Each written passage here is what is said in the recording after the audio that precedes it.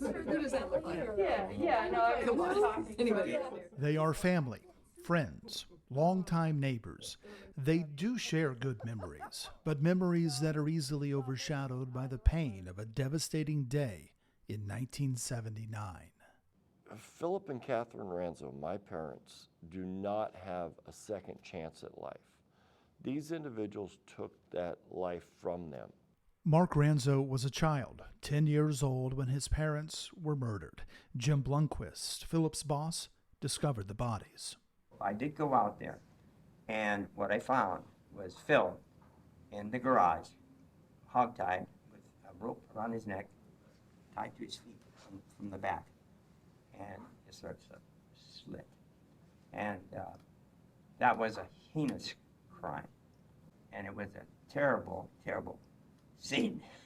The family, led by Philip's sister Sandy, has fought for 43 years to keep the 4 men connected to the murders behind bars. One of them, Ronald Ray Anderson, was granted parole once before, but it was rejected by Governor Jerry Brown. Now Anderson has been granted parole a second time. What could we have said differently? What could we have done differently to change the parole board's mind? You know, we've been to 27 different parole board hearings, and each time it opens the wound one more time. Phillip Ranzo was a pharmacist, a respected member of the community.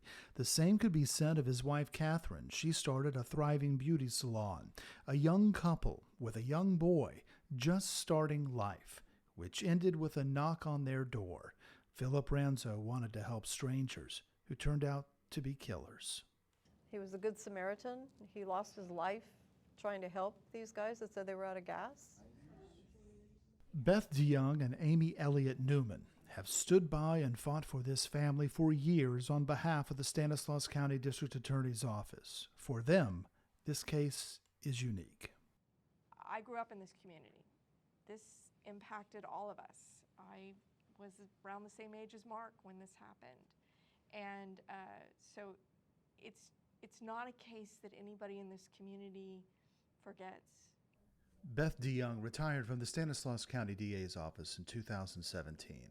This is the only case that I have continued to fight on because of the level of evil.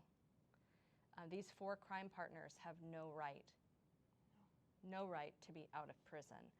DeYoung and Elliott Newman say Anderson has repeatedly lied in the parole process about being inside the Ranzo home where the couple was murdered, claiming he was just the getaway driver. I don't think we still know the truth. So there's about an hour of unaccounted for time that he was at the Ranzo home. Either, he says he never went in. He said it again at this parole hearing. I never went into the home. He also states with vivid description the crime scene that he saw to a crime partner's family member. So in order to describe it with such description, he had to have seen it.